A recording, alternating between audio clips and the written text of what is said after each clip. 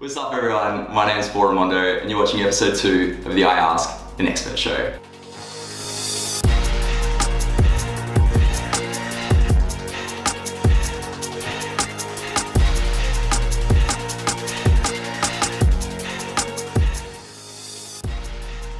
Today I'm sitting down with my friend Cam Sinclair. Cam, welcome. Thanks for having us, mate. It's great to have you here, man. So I guess just for everyone at home, just give us a bit of a background in terms of who you are and where your entrepreneurial journey has led you to at this point in time.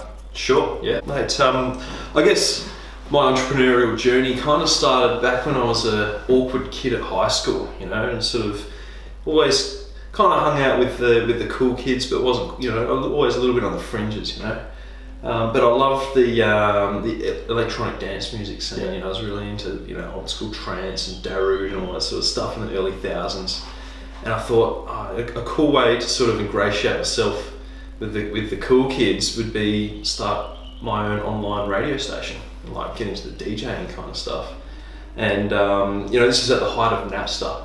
It was just such an exciting time. You could download any MP3. So we're talking like 2001? Yeah, about 01. Yeah, so I was really like 14. And Napster was cranking, it was hot, and it was starting to these some of these streaming services. I think it was Icecast that we used. Where we could download songs off Napster and then set up our radio station, mix them up, and we actually, when I say we started this, me and some mates started Wakes Wave. Okay. Which here in WA was, if you were on the Wakes WA internet connection, you could get free traffic from any other, that didn't go towards your quota. Okay. From any other sort of source within the Wakes. So was that kind of like a unique ISP in? Yeah, it was WA? like back when in the young days of like IONet and Yeah. I think FTEL and WestNet. If you were on any of those kind of providers, you could stream music from Wakes Wave for free. Oh, that's cool. So like this was back when your cap would have been 100 meg or 200 meg. And if you went over, it was like, I'm looking forward to that. Mum would be banging at the bedroom door. Oh, I make a phone call, get off the internet. So this was sort of early days. Yeah. When there wasn't the Spotify, you couldn't just listen to a podcast, and we were kind of making that music available, and it was that music discovery as well that was starting to happen with this. What was the buffer time like back then in terms of internet speed? And streaming, I guess. Yeah, well, I think like back when this is just when ADSL started to come out, I think it used to take longer. So if you're downloading MP3, it would take longer than the actual listen time to download. So I think it was exciting when you could download an MP3 in quicker than 5 minutes. So it was that kind of time. And when we streamed on Wakes Wave, I think it was at 96k, so it was just below MP3 quality. And so you probably have to buffer for a minute or two before you could get a continuous stream. Yeah, so we started doing that, and it started getting popular. We started people listening in Europe and the US and things, and we sort of... That's really cool. And it was all around an IRC chat room as well. And then we'd have mates ring in on Skype and have a little banter, and we did a top 40 thing every week. That's really cool. And so it really taught me a lot about that community building stuff as well. People were rallying around a common interest, and they were getting really engaged around that.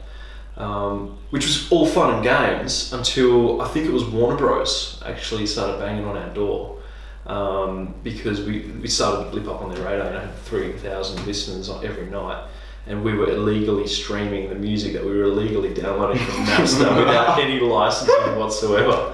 So they're like, guys, you can't do this. This is just, and this is when they were really struggling these record companies, how do we deal with this Napster thing? And I think they just picked us as an example. Yeah. And I think the guy whose name was on all the domain registration and organised the hosting and stuff, he ended up in court. Wow. Yeah, and we were like just high school kids. Yeah. So. Just wanted to make a radio station, bro. Just wanted to have some fun. I know, it was just knocking around with our mates. Yeah. And this guy ended up, I think, in the district court or something like that here in Perth. Was everything okay? I think it was fine. Yeah, that it was just sternly told off, and we didn't kind do of that. an example type thing. Like, So that's right. Yeah. So RIP Wakes Wave, 2001 to 2002, pretty much. Wow. Mm-hmm. Well, that's really cool. Yeah, it was. Yeah, it was cool. And so I kind of took away some good lessons from that. After finished high school, I didn't go to uni. I went straight into sales. Mm-hmm. And it was kind of like boring industrial products to business sales, and it was kind of cool because I started learning that a great way to automate the sales process is actually marketing. Mm-hmm. And I didn't want to be banging on people's doors and doing the cold sales Mm-hmm. stuff. It's just hard work. Yeah. But if you're smart and you can automate that process, then you can actually get customers to the point where the sales process is just like it's just a deal sign. You're just closing, and it's nice, and they want to do it with you. Absolutely. So if you can get that right, it's pretty powerful. Yeah, and not only that, I guess that kind of process as well is a lot less invasive. You're not basically being like, "Hey, buy my shit." You're basically like, "All right, let's do this deal." Correct. Yeah, and branding's a massive part of that as well. If you've got a brand which people want to be involved with, then the sales process is just a dream. So I got kind of interested in marketing into my early 20s, I guess, through that, and decided it'd be a great idea to go to uni and study that. And while I was at uni, I actually started getting into politics. And it was kind of like just an interest. I didn't want to do it as a career. But I soon was starting to get job offers, like a guy with marketing experience and background, and I was doing some sort of activist kind of work, and I ended up working for members of parliament. Yeah, cool. Which I told myself, look, I'll just do it for a few years, get it out of my system, and then get back into corporate world. And that turned into basically 7 years. Yeah, wow. In politics. Yeah. Which was awesome. It's like we're in a bubble though in politics. There's bits separated from reality. It's a bit ironic, don't you think? Which is a shame. People who, people who are representing others. And like, I'm not saying this for every politician, but there's a good amount who, once they've been in that scene for long enough, their connection with how people actually live their lives gets further and further apart. So I guess my job was trying to pin that back to how people actually make decisions and live their lives. Like hashtag reality check. Yeah, pretty much. Yeah, and like when you look at political campaigns, and then compare that to how government is actually run, it's actually pretty different. And that's because political campaigns are run by guys who really know their stuff in the advertising world and really know how to change human behaviour. And then that's the section of politics that really interested me and really enjoyed. Yeah, so ended up sort of running election campaigns, doing the sort of full breadth of different advertising medium, from TV, radio, right down to direct mail, grassroots, activist kind of stuff. And it was a really good education in that. But it sort of, gets to the point where it's like Groundhog Day. It's like another election, and then you're doing the same thing again and jumping the same hoops and dealing with the same people. I'd always wanted to get back out and do something in tech, something in marketing, try and mesh those two interests, I guess. And last year I sort of took the leap and went and started Ammo Marketing. Cool. Yeah, so that sort of brought me through to where we are now, and for the past year I've been running Ammo Marketing, dealing with new startups, particularly in the tech space, and helping them scale up and rapidly grow using digital marketing. Yeah, cool. That's really exciting. Yeah, thanks. Yeah, cheers. So with Ammo Marketing, maybe just tell me a bit more about that. You mentioned that you're working in the startup space with a lot of tech startups. Yeah, What's that like? Yeah. Well, look, it's pretty exciting in Perth at the moment. There is a lot going on around, I guess a bit of background would be, in Western Australia up until probably 2 or 3 years ago, the dominant industry has been the mining industry and resources.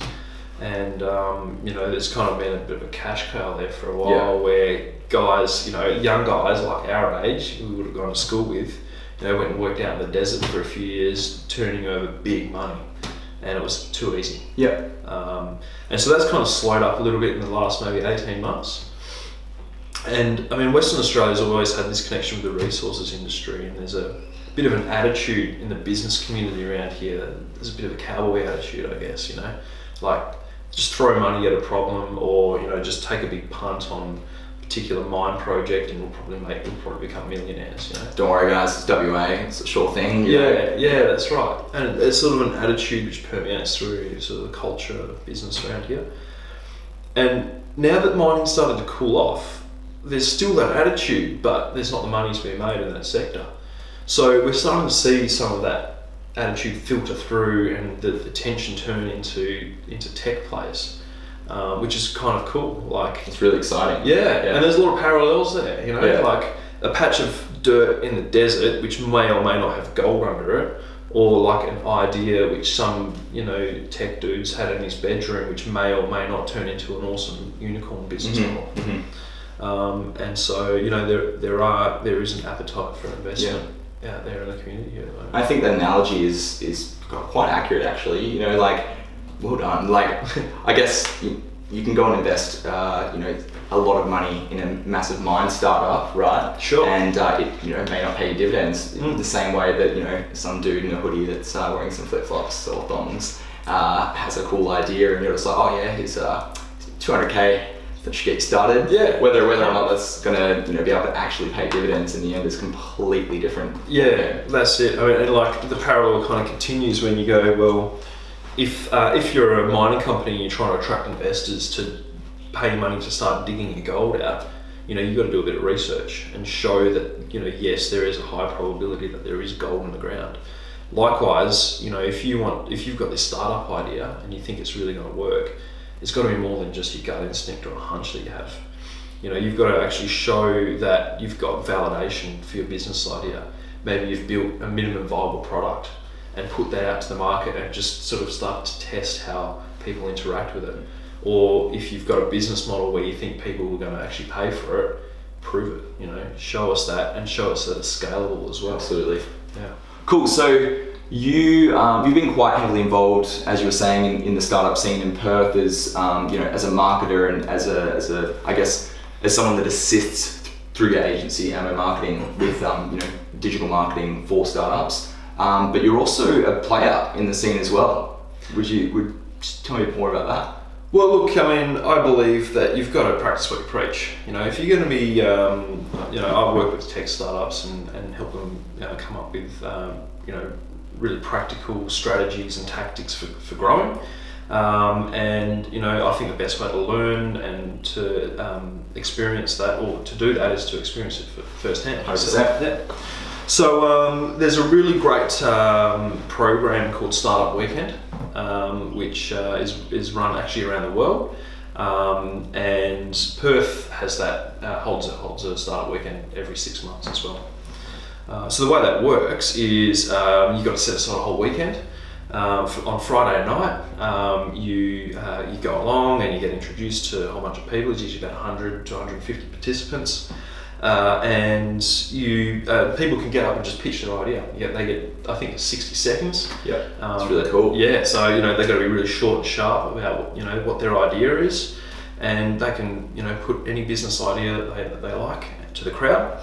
And immediately after that, people start forming teams around ideas. So if you're keen to help out Jill for her food truck idea, then you can jump on the team, and for the next weekend, or for the next 54 hours, you actually get to work on building it. That's really cool. It's amazing, and it's incredible to see how much work can actually get done by a group of 5 or 6 people in such a short amount of time. Absolutely. Yeah.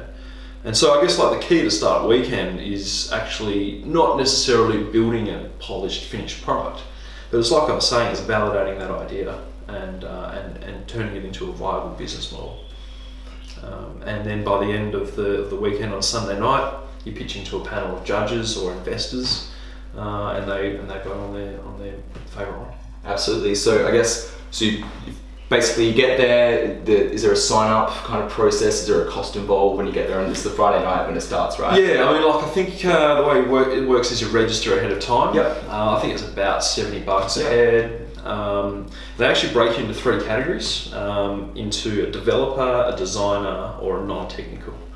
And the non-technical sells out so quick. You got to get. Where do you fall in that? I usually sign up as a designer, and that's because designers are like rare as hen's teeth in these things. So developers are probably the second rarest, but designers are people who are able to pull that whole story together and polish it up into a really nice, presentable business. So design is more not so much in terms of art and actual aesthetic design, more of a conceptual storytelling marketing. Yeah, well, I mean, I guess the dots of what's the biz dev kind of dots of everything. I guess in this kind of scenario, it really is a UX UI kind of role. And I'd like to think that UX is more than just what you can see on a screen. It's really about the journey that users go on when they're involved with your product. Very fair. Yeah. So it's a fantastic thing, particularly for newcomers to the startup scene. If you've never had any involvement in this and you want to learn the process, this is a great crash course into the lean startup model. Filling out a one-page business plan basically of how this is going to work, how you're going to make money, how you're going to reach your customers. Really throwing yourself in the deep end of that, and then actually getting out there in front of real people and testing your assumptions and finding out whether it's going to fly. Cool. Yeah. So you register in advance, you pay your $70, $75, whatever it may be, and you categorize yourself into a designer, a developer, or a non-tech kind of person. You get there, everyone's like super excited, it's like 130 people, you said? Everyone's getting on the beers and snacks. Yeah, cool, everyone's socializing, excitement in the atmosphere. You go up, you do your pitch, 60 seconds, and then you get off, and then you form your teams, and then you basically straight up like hustle over the next 54 hours to build that idea and that conceptualization into something like that actually can be pitched to investors, right? Spot on. Yeah. And I guess at the end of it, is the goal essentially to present like a working product or like a further iterated, conception of the initial idea? Yeah, I mean, it's interesting. It depends on the team. I mean, for example, the first startup weekend I did was a startup called Texty, and that was basically a message answering service, I guess, for teenage girls or anyone who's sort of awkward and doesn't quite know how to answer the text messages. They can flick up their message that they're having trouble answering, and then crowdsource an answer to it. That's really cool. So, like, a kind of basic premise, and we were able to, or our team was able to hack up a solution to that on the Friday night. Like, we had a prototype running at midnight on Friday. That's pretty impressive. And after some years as well. That's yeah. Well, that's it. I mean, it's pretty cool. And it was basically just a Reddit clone. Yeah. But just hacked together with some of the features stripped out, and then with a different banner and instructions put on it. So you've got to be pretty smart with the way that you build these minimum viable products, just so that you can start testing some of those assumptions. Absolutely. Get something up, pump some users in there, and see what happens. It's like you're a scientist. You're running an experiment. Yeah. And how did Texty perform? That was your first startup weekend? There was, yeah. So, I mean, we had a few hundred people on there for the duration of the weekend, and had some people sort of posting up messages and getting good responses. But it wasn't until probably the Sunday night, so about the same time as we were pitching, it was submitted to producthunt.com, which, if you don't know that, is basically if you've got any sort of tech product, particularly in the Silicon Valley, and you make it onto producthunt.com on the top 10 of the day, you're going places. Yeah. Like, it's pretty sweet. And you guys got on there? We did. That's awesome. We did. It was lucky it was a Sunday, so it was like a quiet day anyway, but still we had thousands of visits an hour just from being submitted. That's amazing. Yeah. Some really decent referral traffic for something that was created 2 days prior. Like I'm sure some people just dream of that kind of traffic after being in the game for 5 years. And like did it in like 54 hours. Like, what? And like in a strange kind of way, it was kind of like we were pulling our hair out. Yeah. No, we don't want to be on product hunt Yeah. yet. It's not polished, it's not finished. But in reality, in this world, you're never really going to be ready. You've just got to get on there and get stuff happening as quickly as possible.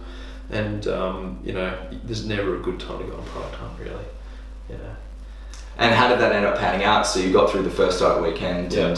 and you basically got to the end of it, and you pitched it to investors, you said? Yeah, well, we pitched to the panel of judges, Yeah. so as if they were investors. Yeah, and we only came fourth. Okay. Out of, that's still out of really 12 teams. Still like top 50 percentile. Well, I mean, the lesson from that is the way that Startup Weekend's judged is, we didn't have a fully fleshed out, validated business model.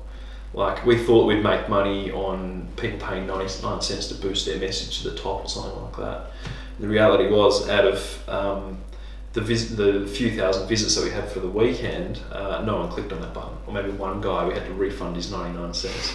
So, the other teams are actually, they might not have been technically as proficient, they may not have even had a live prototype running, but they'd proven that their business model was viable in the marketplace. And it could be monetized. And it could be, they had people throwing money at it, Yeah. basically, like, yes, this is a problem, yes, please solve it, we want your solution. And I guess you guys had, not to say you had the opposite thing, but I guess you had the opposite thing because you had an awesome amount of users, which is a really cool achievement in itself, and no one was, going down the route of how you're trying to monetize it. Correct. But I guess silver lining is it was a really fast way to start a potential company and not waste a few years of your life on it and hundreds of thousands of dollars trying to make it work. Correct.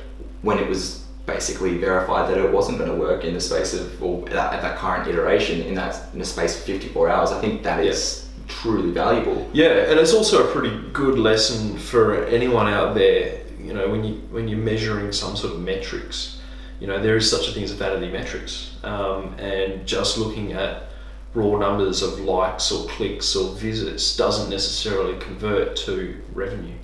And 100%. we're running a business, right? So if you're not turning over any dollars, then what's the point of any of these things? So you've got to kind of hit your own price. That's a very, very good point. Yeah.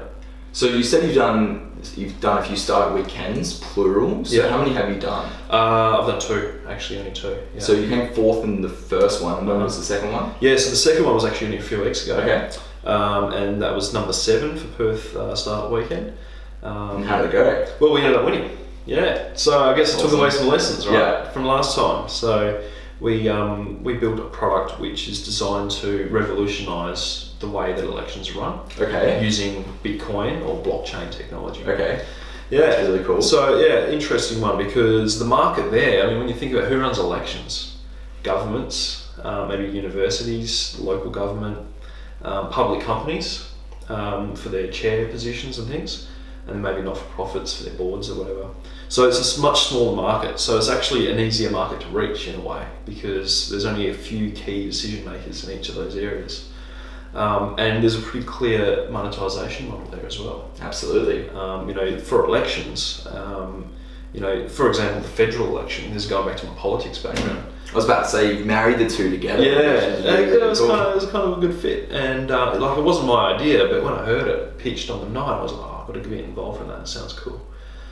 So, the federal election 2013 here in Australia cost $200 million to administer. Wow. So that doesn't include the party's advertising or anything like that. That's actually the government. Just logistically, making it happen and Correct. collecting everyone's votes and Yeah.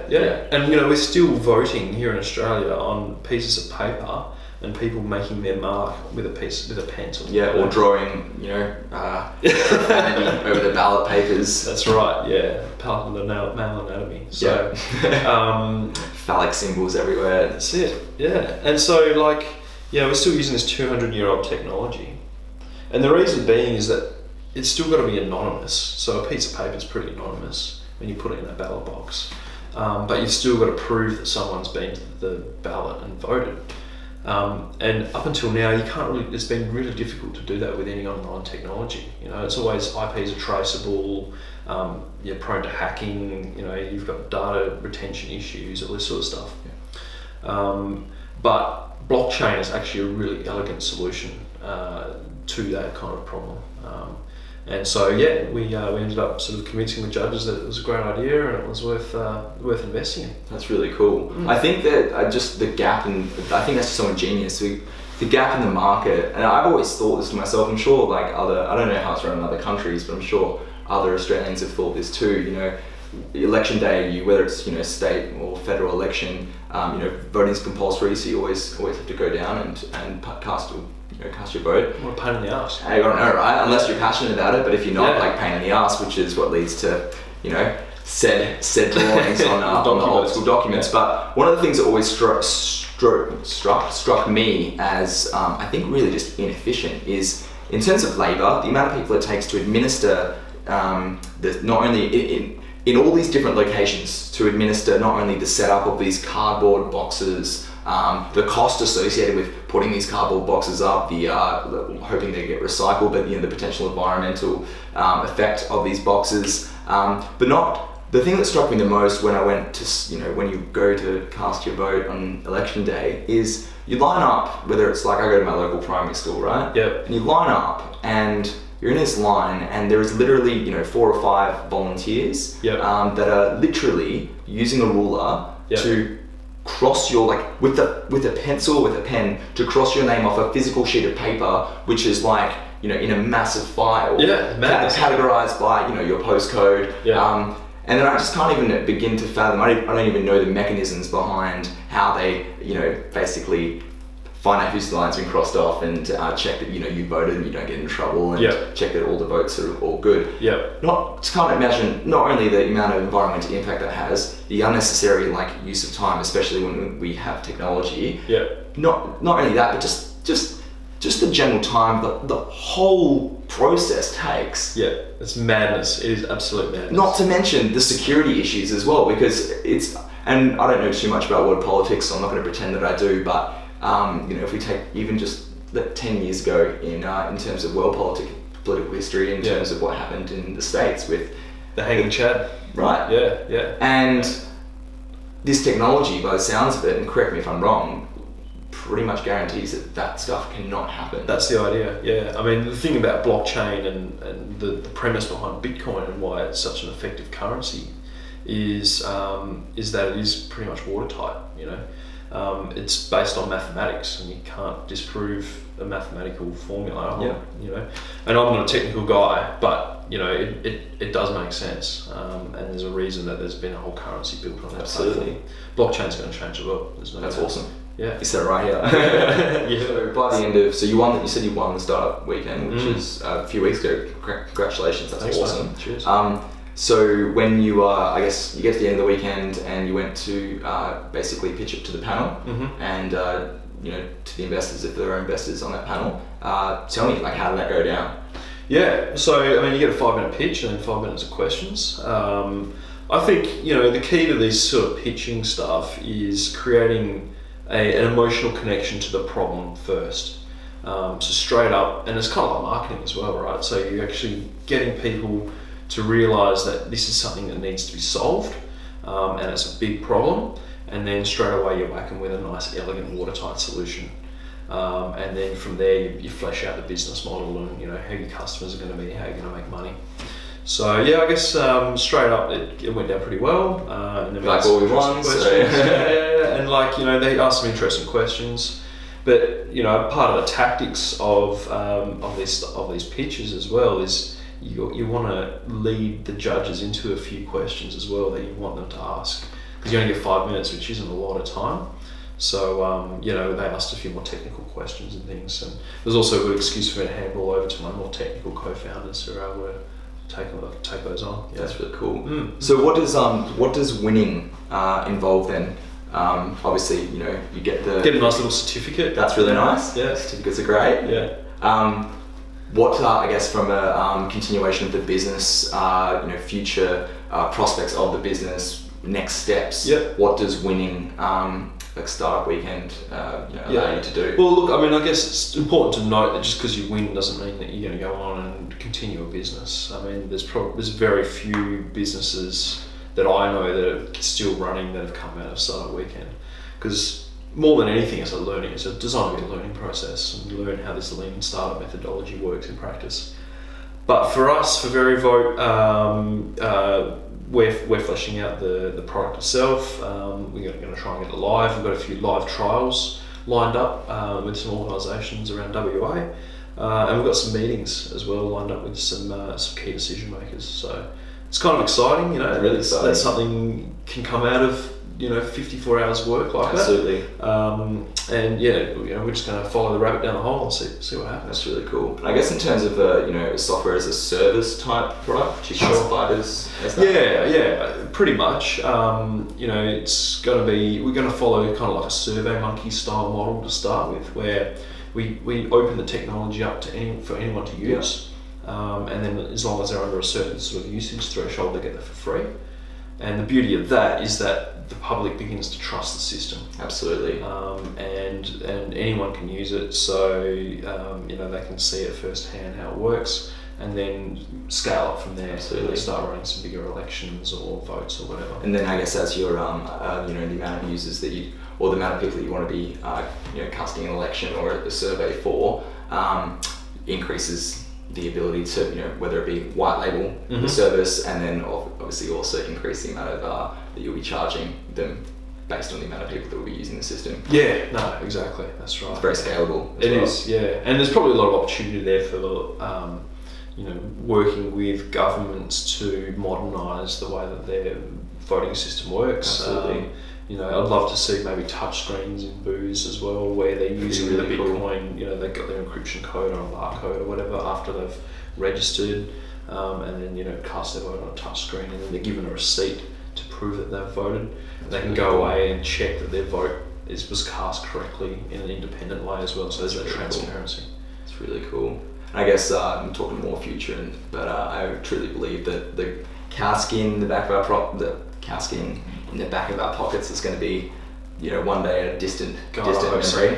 I just tried to get Apple Pay, and and it turns out only American Express in Australia works, and not third-party American Express, but Bastards. American Express only, yeah. right? Which is fine. I'm sure it'll get rolled out. But that's a bit annoying. But point I'm trying to make is I truly see a future where our thumbprints will be, our form of payment.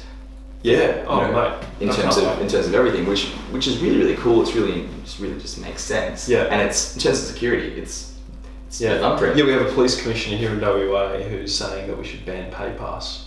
We've only just got PayPass, and he's calling it banned because it's too hard for his police force to stop people from. I don't think red tape should be thrown at things, or basically. You're not allowed to do that because we can't police it properly. We don't have resources to police it properly. Or because the tech, just lazy. Yeah. The other funny thing was one of the late night show comedians in the US made a big point about the fact that the US still has 1 cent coin in circulation, which is incredible considering we got rid of it in Australia 20 years ago, the 1 cent and 2 cent coins. But yeah, that physical currency is just such an antiquated system. Absolutely. It needs to change. And I guess in the roundabout way I was bringing it back was it'd be cool eventually one day, Veri.Vote's everywhere, got your iPad or whatever the tablet type touchscreen interface of the future is. Yep. You literally thumbprint. Yep. And then it knows who you are. Yep. Checks that you haven't already voted 3 times yet today. Yeah. And you cast your votes in a few seconds. Done. That's democracy. Seamless. And then within an hour or probably even faster. I don't know how the tech works, but I'm sure you could have a very, very to the very granular, accurate measurement of who won the election within minutes, I guess, of after the ballots close. The second that the ballot closes, That's amazing. The results are known. There's no hanging chads. There's amazing. no ballot boxes falling off the back of utes like happened a few years no ago. Conspiracies, no dodgy things going on. It's like, well, it's transparent democracy. That's really, really cool. And if that means that more people are able to take part in the voting process as well, that's even better. And I guess at the end of the day, and I feel like it's very ironic in the sense that people are so quick to judge or be untrusting of new technology, but I guess at the end of the day, this makes the whole process that much more trustworthy. Sure. Because there's nothing else that can get in the way of the votes being accurately, casted, made and then counted. Yeah. Well, I mean, look at going back to currency. Look at PayPal 15 years ago, or any online transaction 15 years ago. It was very hard to build that trust, and it was a long process to earn it. I'm not going to spend money on the internet. What if they steal my credit card details? That's right. The hackers will get me. But oh no, the hackers! I've never heard of anyone having their credit card details stolen online, only offline. Yeah, it's very true. Yeah. Although the status quo is to think that it's unsafe being online, yet it's usually offline that these stolen credit cards happen. Correct. Mr. I just dropped into your mailbox, got me a credit card. Yeah. No, exactly. So I guess online voting is probably at that sort of trust level that maybe e-commerce was 15 years ago. That's a really good analogy. I like that. And it's gonna become it'll become mainstream pretty soon. That's really exciting. Absolutely. Cool. So you obviously with Ammo Marketing, you work with a lot of startups. You do a lot of tech orientated digital marketing with startups. You've also got 2 startup weekends under your belt, a 4th place and a 1st place as of 2 weeks ago, and a really cool startup idea, which sounds like it's going places.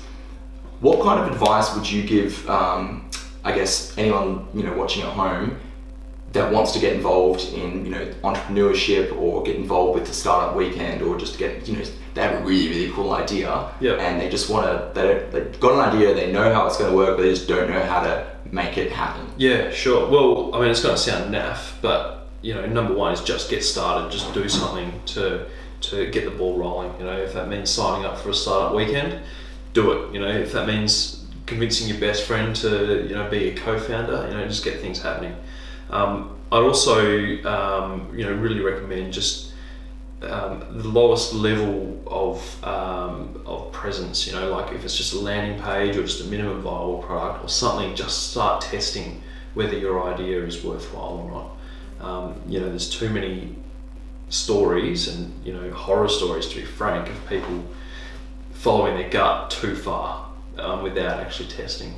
So, not really supplementing their emotional feels with real world. Correct. Yeah, you got to think like not getting the product hunt data feedback essentially in enough time. Yeah, I mean, it doesn't mean you need to be on product hunt, but it means you need to get in front of people as much as possible. Yeah, and that doesn't mean you need to build a product.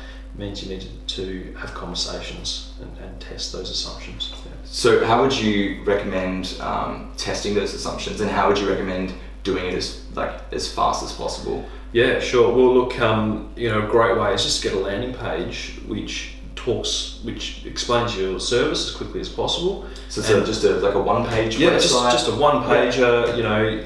If it takes longer than 30 seconds to explain what you're doing, it's too long, and it's probably not worth it. And I think Tim Ferriss talks about having a landing page which kind of convinces people that they can get your product by signing up. Start collecting email addresses, and you can kind of use that as a proxy for validation. If people are willing to give you their contact details in return for some access to your proposition, well, that's pretty cool. Contact details are a big part of currency, sure. And not to mention, if it goes somewhere, then you can use that database in the future for heaps of really cool things. Spot on. In terms of digital marketing. Absolutely. That's right. Yeah, it's really cool. So I guess in terms of starting up, your best tip is to basically just get started, make it happen, get going. Get a lean canvas happening as well. Yeah. And when you say lean canvas, what do you mean by that? Yeah, well, Google lean canvas, and it's a really great 9-step. It's like a one-page business plan basically, which forces you to ask some of those difficult questions about your idea and whether it's going to be successful. That's really cool. Yeah. Awesome. And I guess in terms of you've got an idea, you've got your best mate and your dog to join you in this entrepreneurial endeavor of yours. You're following this 9-step lean startup process. In terms of the legalities in setting up your company and that kind of thing, where would you recommend people go and seek information and advice from outside of Google, or what should they be typing into Google to help them with the kind of legal side of setting up their business? Yeah, sure. I mean, I'm probably not the right person to ask for that. I'm not a lawyer or an accountant, but it is great. It is really important to have that advice from a professional. and someone who's on your side. So don't be afraid to ask out there in the startup community. There are people with legal backgrounds and IP lawyers, people like that who are willing to help. But yeah, definitely recommend finding someone who's going to be there on the journey with you. Hire a good accountant, hire a good lawyer. Those are the kind of expenses which are critical when you first start. You can't scrimp on that stuff. Awesome, that's great advice. Thank you. And I guess in the same token, all the more reason to network it up and go to things like Startup Weekend. Spot on. Because you can network with these people, or maybe if not directly, you can network with people that know people. Absolutely. That you would need to be in contact with in the future. Throw yourself in the deep end in these, especially go to as many events as you can. You never know what's going to come out of those things as a result. Especially you can meet some of the most valuable connections by getting out there. And it's a great place to pitch your idea as well. Absolutely. So the next question I had was, all right, you've created this, you've gotten your friend and your dog involved with this company, and you've through people you've met at, say, a Startup Weekend, you've been able to get some solid legal and financial advice from respected professionals, and you've got a minimum viable product. It's about to go places, but you need funding, or you need some actual real hard cash or capital to help push your idea along. What options are there for people that have an MVP and are looking to take that next step? What do they do? Yeah, well, the first thing I'd do is ask whether I really do need funding to continue on that journey. The best and biggest success stories are people who have bootstrapped themselves from the ground up until they've really started to turn over real money. So what's bootstrapping? So bootstrapping is where you're doing it yourself. You're basically just pulling together and trying to fund it yourself, or ask favors of friends or family. Just to do that and eat not 2-minute noodles for as long as possible. Once you do get beyond that, and money's more important, I think you're going to struggle to really find solid VC funding unless you can prove that you're already making revenue, especially in Western Australia. You need to have that business model absolutely rock solid, concreted down. Because when you think about it, these are guys with money in their bank account. They didn't get it by giving away money for free. They've got a solid process for making those investment decisions, and it's making sure that they're going to get that money back and then some, and then 10 times that. So you've got to really make sure that that's locked down before you can start thinking about VC or funding. So let's say that you are in that process. Yep. You've gone down you've gone down what you said. You've bootstrapped and you've done everything you can to grow your business to the point where it's making money. But in order to make it bigger and to serve more people and to add more value to the world, you need some actual real hard capital. Yep. And you looking at a VC, and you think that's the best route to go down. Yep. Apart from winning lotto, how do you connect with these people? How do you pitch your idea to them? What are your tips?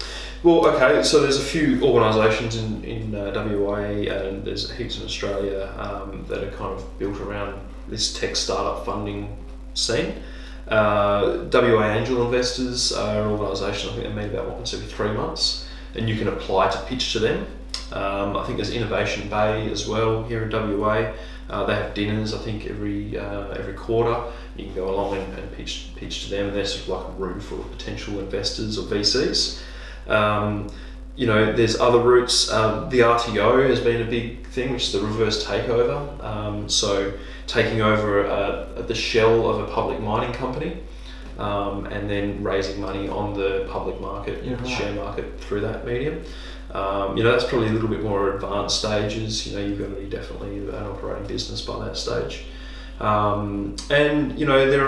are just one-off angel investors out there in Perth who, if they really like your idea and they really like your team, and that is a big deal, is that they do invest into people more than anything. They don't invest just into ideas. If you can find those people, build a relationship, get an introduction, that's another avenue that's open. So is an angel investor just a venture capitalist, a VC, or is there a difference between the two? Yeah, I'm going to get caught out in the technicalities, but I guess an angel investor is a little bit earlier stage. There's someone who'll come in and give you like a little bit of, a bit of seed capital just to get things off the ground. And venture capital is probably more likely going to be someone who takes a smaller parcel of the business and expects an exit within 2 to 3 years, and is probably more likely to be part of a consortium or a group of investors. Yeah, cool. Awesome, that's awesome. So I guess what's your number one like resource or book or go to a movie or documentary, or what is your number one go-to thing to do to learn more about startups and entrepreneurship? Yeah, sure. Well, book, you've got to read Eric Ries, The Lean Startup. That's kind of like the Bible, I guess, of the Lean Startup methodology. That's really important. I love watching, I was saying, Kevin Rose, who does interviews like this. It's pretty cool. Kevin Rose Foundation.bz. He's got some fantastic interviews with guys who've made it, basically, and does a real good deep dive into their story. So that's really cool. And there's just so many blogs and stuff out there. Whatever is your interest, you need to be self-improving and you need to be reading up on the latest. So I really like what is it? Blogspot? No, it's not. HubSpot, yeah. So that's a really good resource too, especially for marketers like us, right? Awesome, thank you. Cool, and I guess we'll just finish up with a quick little fire round. Yep. And ask you just some kind of, I guess, more technical digital marketing related questions. So for those that are into a bit more involved in this space, provide them with a bit of value. So first one is, what is your favorite content management system to use? WordPress. Go to WordPress. I like that. Number 2, what is your favorite WordPress plugin to use? I like Yoast SEO. I think that's a pretty handy little plugin. Your favorite SEO plugin out of all of them? Yeah, for sure. Awesome. Yoast is good. And I guess last question, project management is a massive key part of any business, especially in a digital or a tech or a startup, I guess. What's your favorite project management software and why? Yeah, well, I guess apart from a physical to-do list, pad and paper next to my desk, a little bit old school like that, I really like a little Australian startup called Trigger. Okay. TRIGGR, I think it is. Just a really nice stripped back minimalist project management designed for creatives and marketing people. Yeah, cool. Yeah, it's really good. I'll check it out. I haven't heard of that before. Yeah, so that's wicked. Cheers. Awesome. Well, thanks so much for stopping by today. Pleasure, mate. Appreciate it. Thanks for your for having time. us. Everything that we've discussed and everything that we've gone through today will be linked up in the bio or in the little description below. So check it out down there. And thanks heaps for watching, and thanks again, Cam. Appreciate it, man. Take care. All the best.